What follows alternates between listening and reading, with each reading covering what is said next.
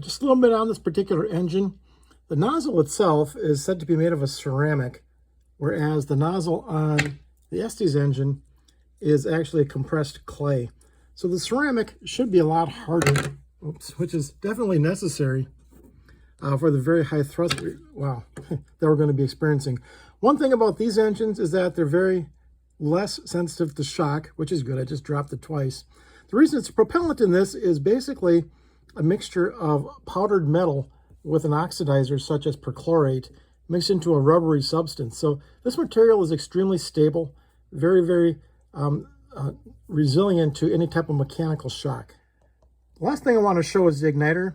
For these particular engines, the igniter goes all the way down into the engine all the way, which is interesting because it lights from the top and then it burns from the top down to the bottom. So if you take a look at this igniter, I have this in there and I knocked it over again, but the igniter is in there all the way. But as you can see, I can pull this igniter out and look at how far out this comes. You keep on pulling this out. And that's how far the igniter comes out.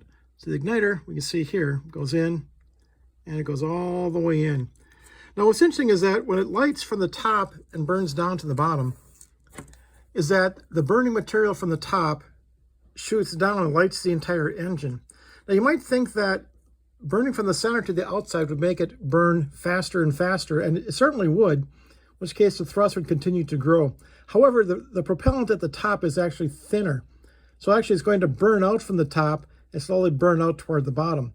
So what this does is you get this initial high thrust, then you get a leveling out of the thrust as the propellant begins to burn out from the top down to the bottom. So these are very, very clever engines, some very interesting engineering going into this. It's basically the way that the engines work on the actual space shuttle. So yeah, I'm looking forward to putting this into my Big Bertha and trying it out in about a week.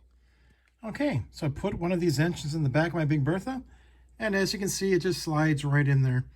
So this Big Bertha is going to fly very, very nice on this D16, and I hope if we have a nice, clear day, about a week and a half, I'm going to show you some very beautiful launches of my Big Berthas on D16s, and that should go very nice. What's also nice about these engines, you can also use them with adapters.